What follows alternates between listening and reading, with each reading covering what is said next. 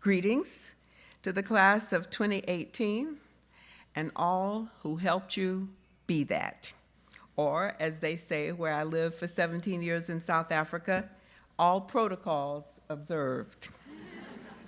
My husband's not here to give me the so I gotta time myself here. I'm so very honored to be here for so many reasons, not least, of course, to remember your departed classmate, Tatisa Sunguzi. Now,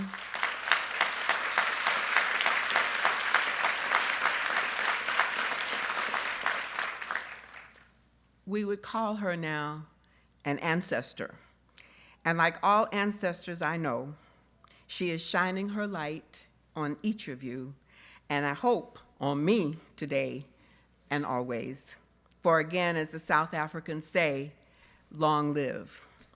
The same could be said of Ellen Browning Scripps, for she left quite a legacy, not least in journalism.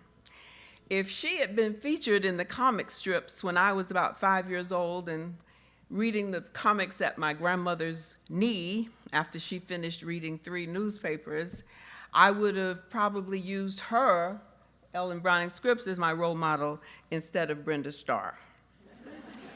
And so it's so wonderful to see that she, who is also an ancestor, is a part of the gifts that keeps on giving to each and every one of you. So, Ellen Browning Scripps, long live. Now, let me hasten to say what Ellen Brown Scripps surely knew. Journalists must have a capacity to get excited about almost anything. And I have had some assignments that have really tested that. But I've had more that have confirmed my choice of profession lo these many years. And again, my excitement about being here today is not being tested, it's real. I also have to say that your letter of invitation, penned by Kaya Mark, where are you, Kaya? Raise your hand. All right, because you didn't have your picture in the, your senior class representative.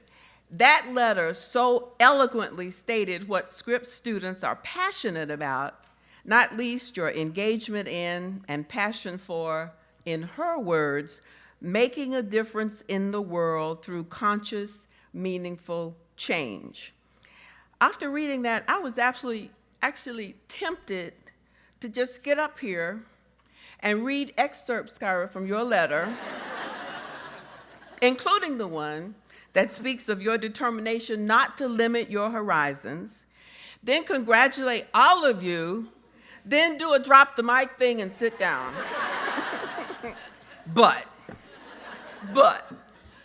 there's another part of the letter that cried out to me.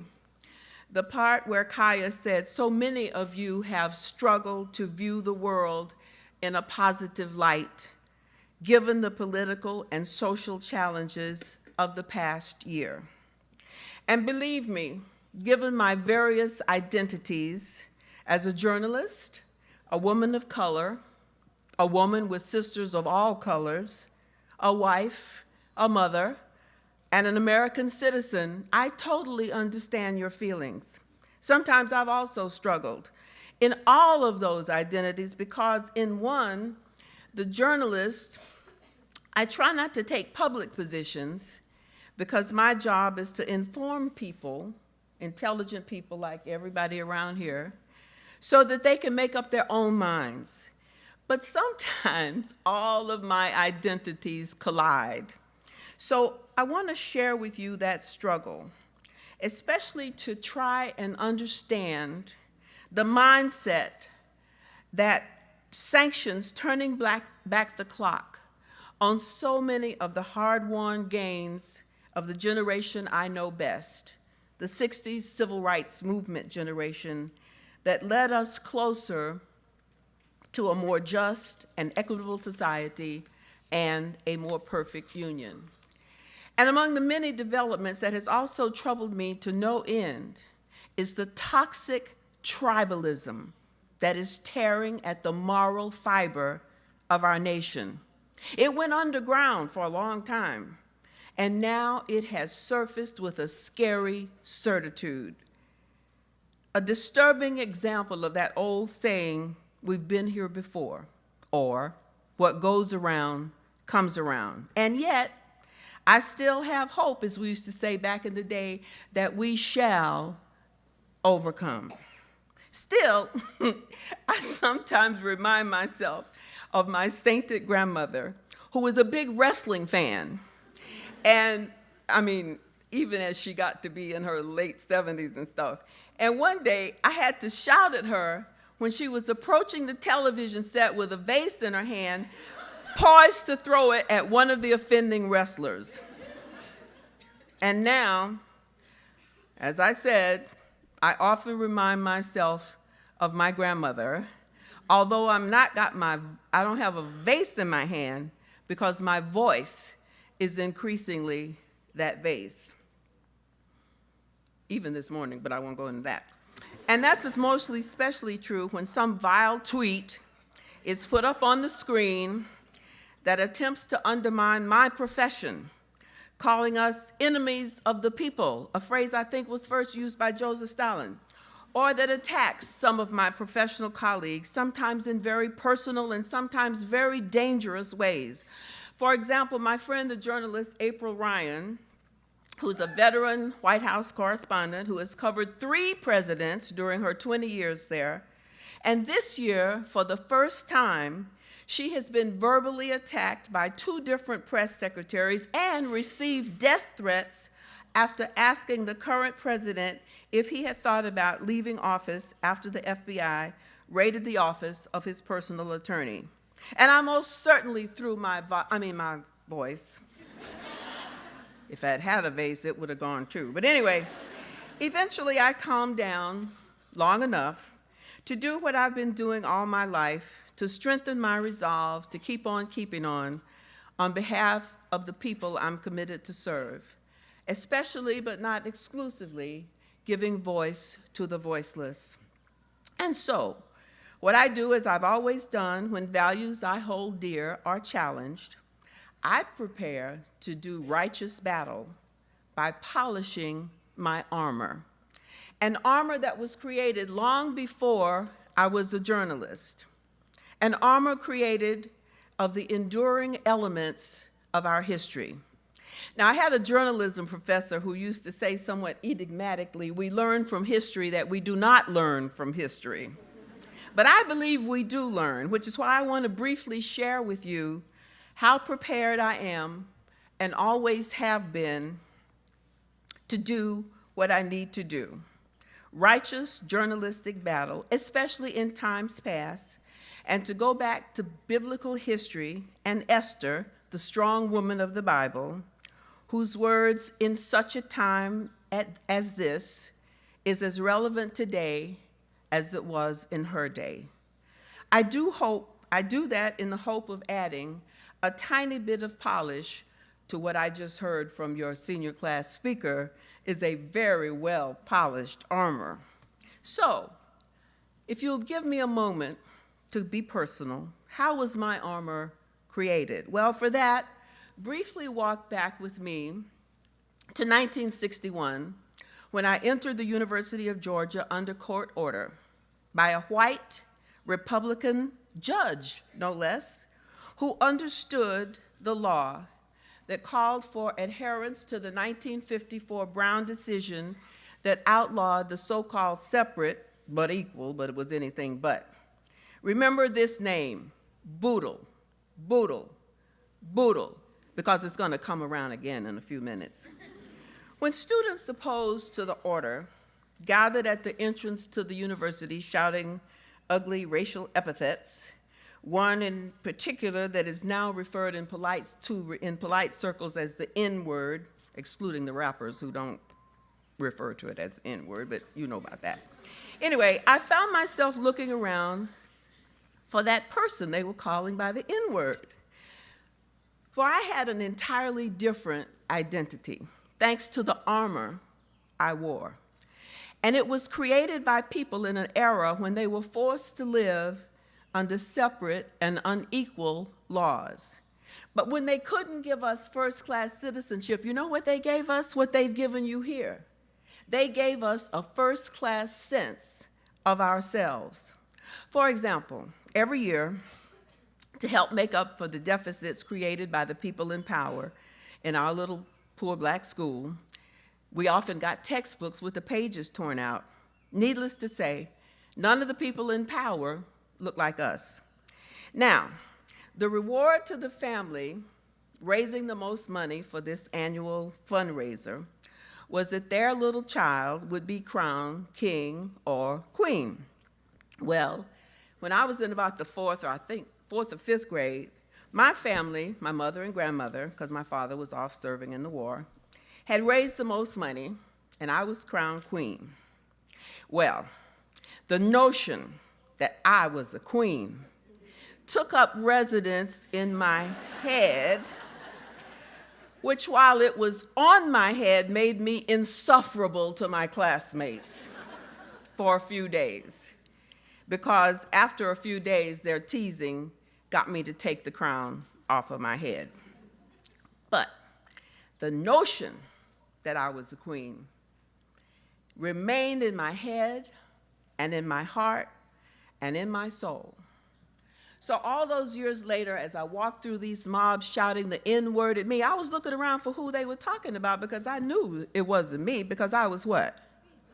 You got that? That is what I call mental armor.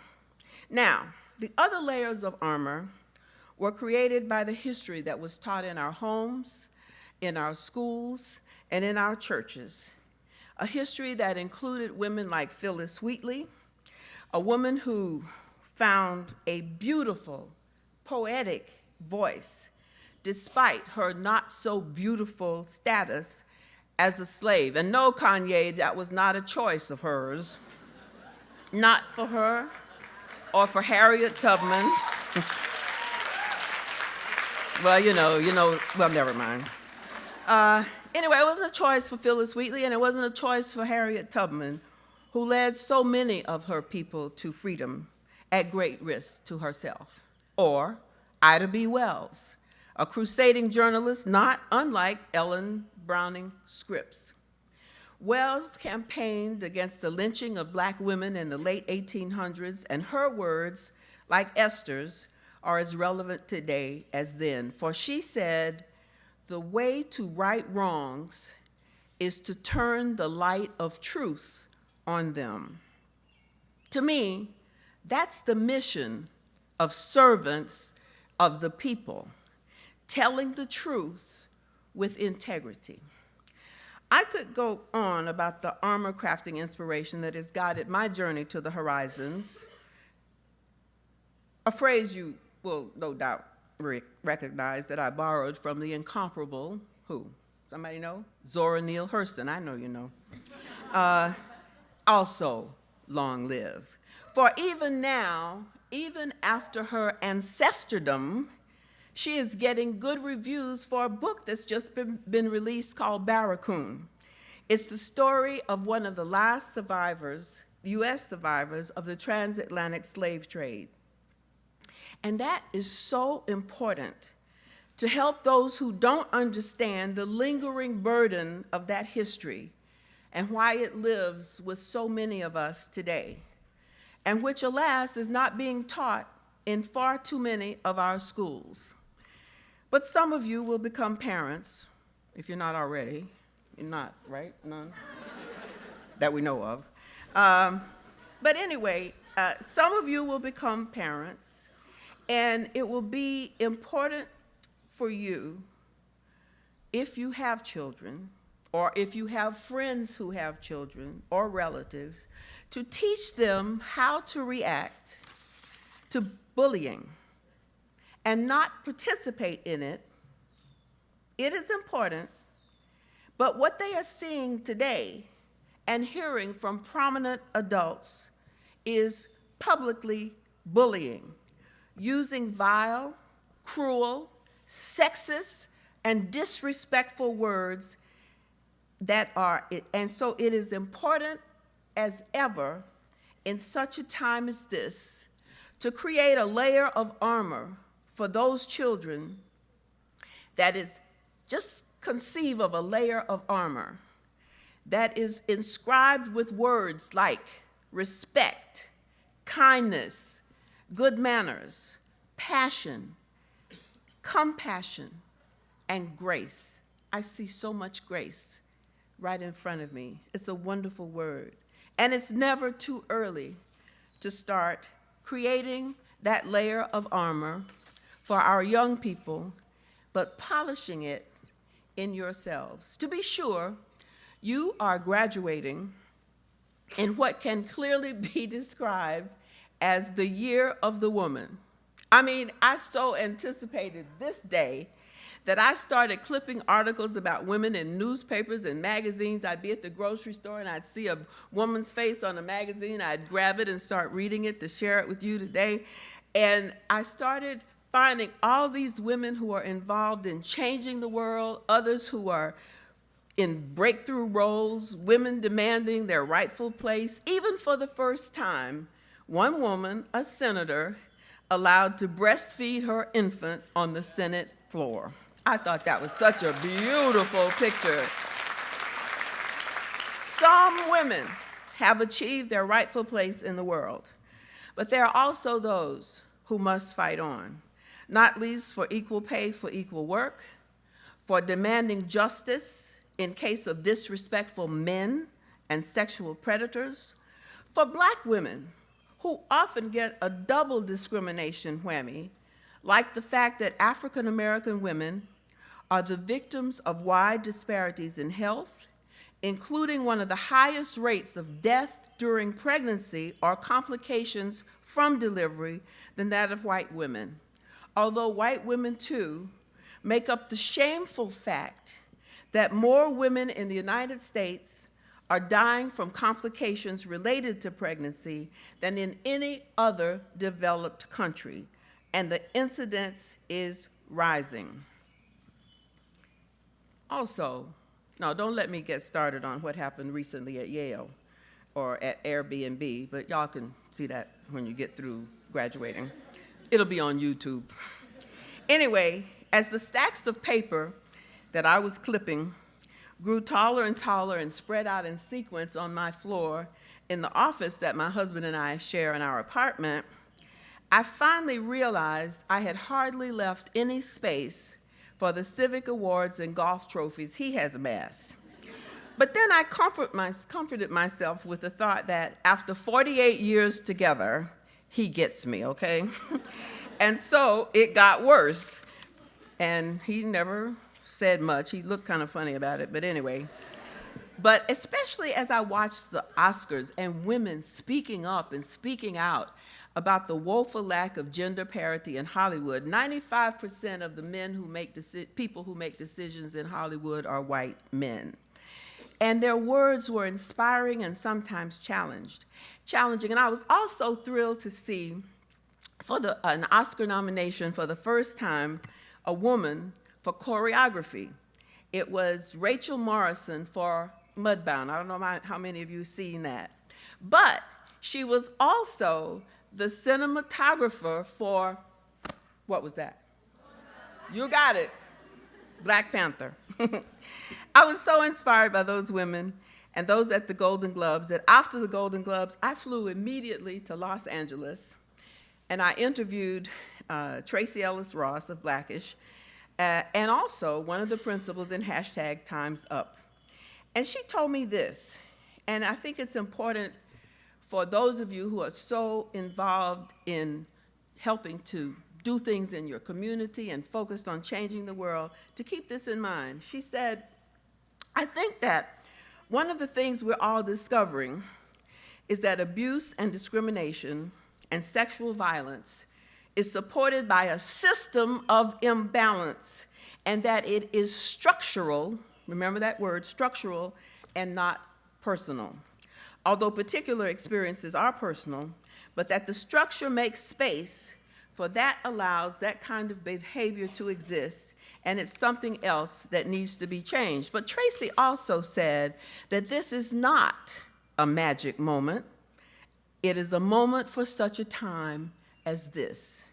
And it's going to require, she said, everybody getting involved and staying involved. Now, of all the inspiring words she used that day, for me, what was the most important was her emphasis on staying involved. Now, I was very close to many of the leaders and foot soldiers of the civil rights movement of the 60s, probably before I know you weren't born, and I imagine some of your parents weren't born, but that's neither here or there.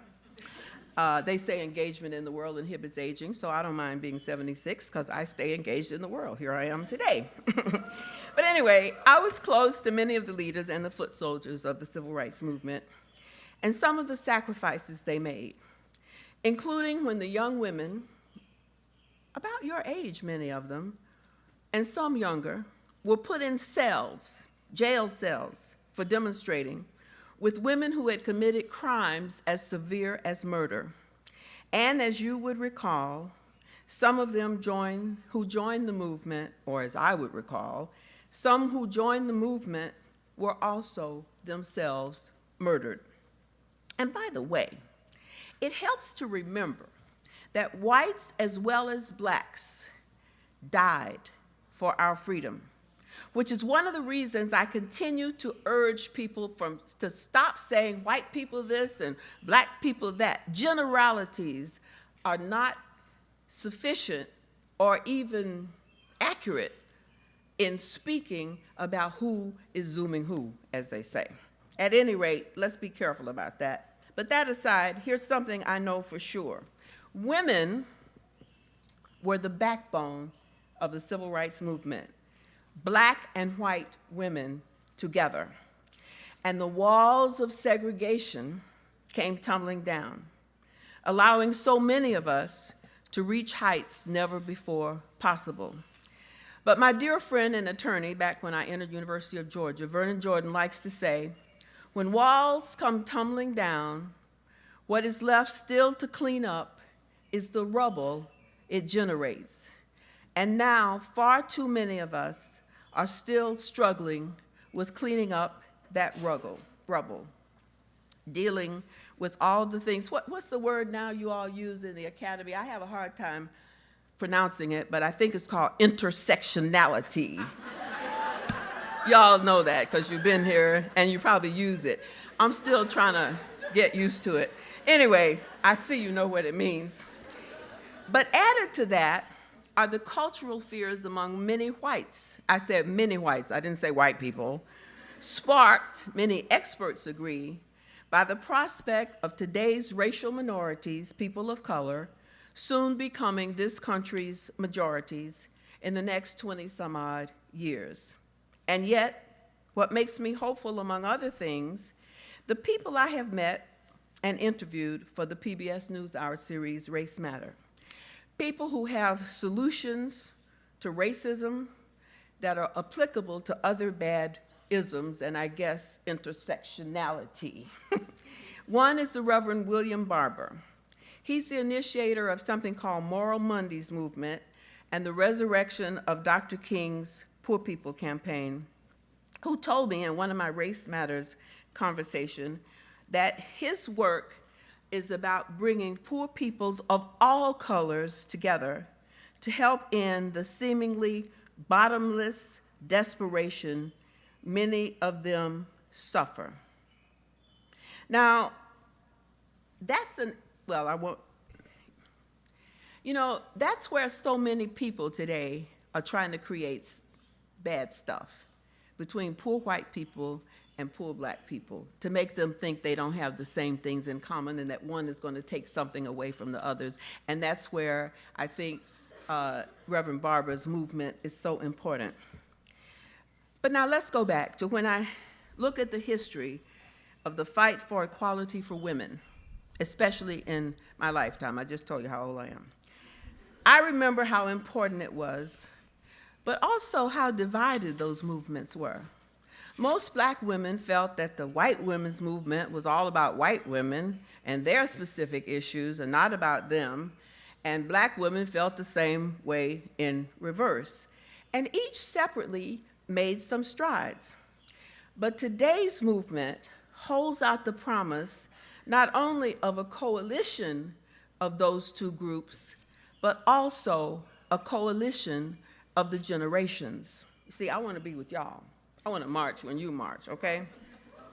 This at a time when the current president has appointed more federal judges in his first term than any president in history, and what's more, they are young, mostly white males, all conservative, and if confirmed by the Senate, appointed for life, which means they are likely to be sitting throughout your lifetime. But this is where my identity as a citizen and as a journalist comes back, but especially as a citizen. Because, and I told you to remember, what was that man I named? I told you, Boodle. Okay, here comes Boodle again. He was a white, male, Republican, and a Southerner in the days of segregation when separate was not equal and white people there in the South felt they were supreme. But he was, in all of those identities, he was committed to abiding by the law of the land. And as a citizen who benefited from that decision, I am hoping that these justices, newly appointed, or not all of them have been confirmed yet, will follow in Judge Boodle's footsteps and preserve, if not expand, the gains that have led us to a more diverse and inclusive union. And I am also hopeful that the gains that were added in voting rights and civil rights, which are now under threat, will be preserved by those conservative, mostly white male Republican judges, because I'd like to think that they too are citizens who care about our country as we all do. So, I urge you all to stay woke on that. Stay woke on that in whatever way you choose, in keeping our country moving forward. Now, my young sisters, because I'm not talking to y'all, let me reiterate. Well, we can talk afterwards over a glass of wine, but I want to talk to you right now. Let me reiterate what you clearly already know and what my conversations with your leadership here has confirmed. We had a great conversation on the phone the other day with your president and a couple of other people.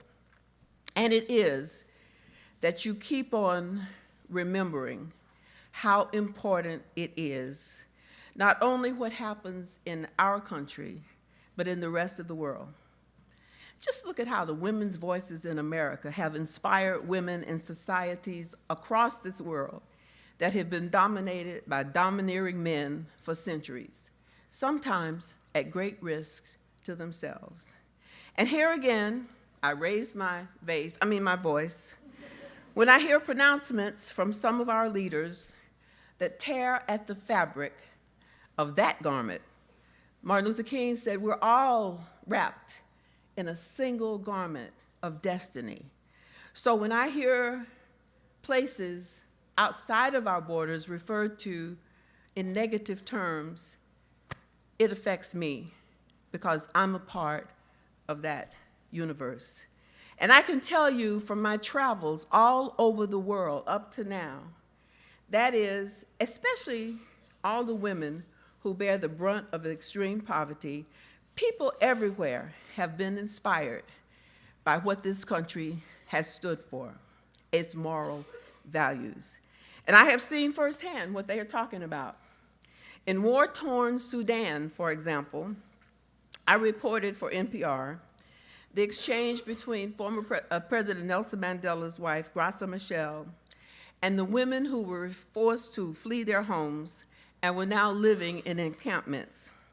When they told Mrs. Machel that the rations that they were forced to get meant that they had to go beyond their encampment into the forest where there were many soldiers who were not their friends, when they told Mrs. Michelle said, "Why do you have to go into the forest?" She said, "Well, our rations are scarce."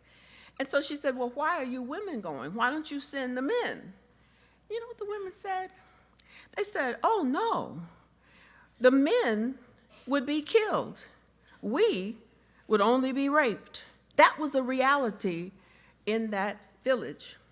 Later, I interviewed Mrs. Michelle for Essence magazine, and I asked, what could women in America do to help women like that?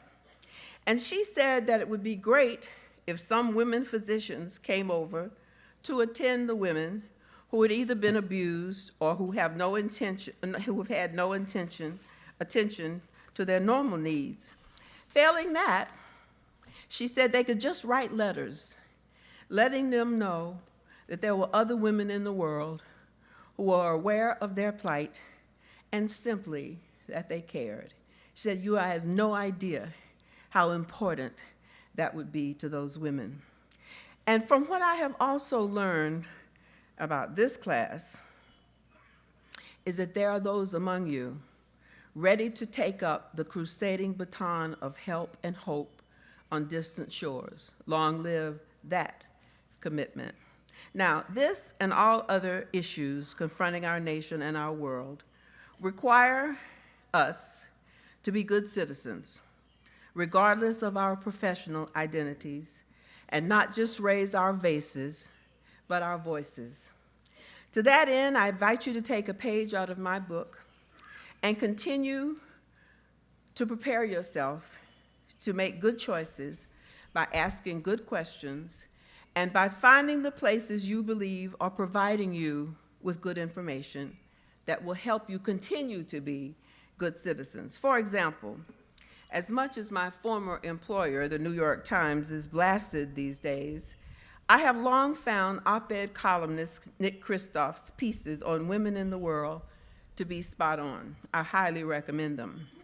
His most recent one calls for the long-stalled International Violence Against Women's Act, requiring the U.S. to tackle gender violence around the world and work with other countries to reduce it. That's something that could take place here in our nation's capital. And Kristof writes, something I'm sure you all know, when millions of girls and women are brutalized, we are all diminished.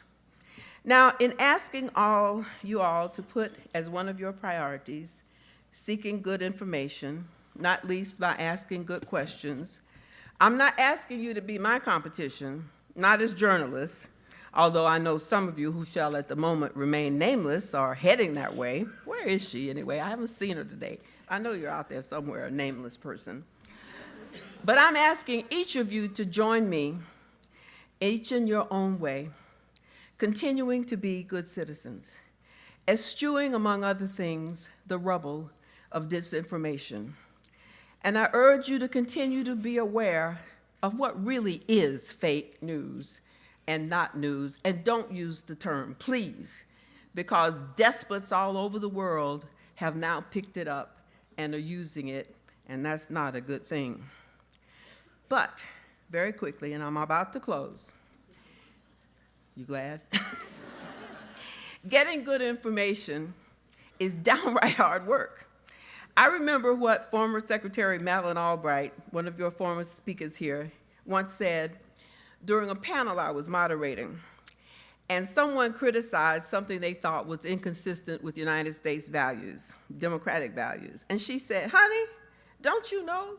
Democracy is messy, and it's hard work." And she said it just like that. And that is why you have the kind of armor that you do. To do righteous battle, even when it's exhausting, remembering always the promises of democracy, however messy it gets. This will also help you, I hope, engage with others who don't hold the same views as you do, be they political, social, or personal. That has become increasingly difficult in such a time as this. But I interviewed a Northwestern University professor of psychology, Linda Tropp, who told me on one of my conversations about the need to persevere when people have tried and failed to break down barriers. She said, it's like trying to learn to play tennis at first. You don't hold the racket right, but you keep on practicing. That spoke to me. When you're first learning a language, she said, you're not automatically fluent. Those skills take time to cultivate. And that's what she means by learning how to communicate with people who don't hold the same views as you do. But sometimes when you work so hard, you may get a little weary. But as Roxane Gay put it so well, when you do get weary, take the time you need. There is no shame in that, so long as you remember to extend your empathy as far as you can when your emotional stores have replenished. So in closing, let me just say that although at 76, I'm considered, I guess, an elder, but I try to stay woke. So what's going to keep me woke? Because I'm not planning to go anywhere anytime soon. What's going to keep me woke is the good noise you make, each one of you, and Teach from America and wherever else you go, noise that may result in blowback, but your well-polished armor will have your back. So, what I'm saying to you today, class of 2018, long live. Now, can you just indulge me and help me with this?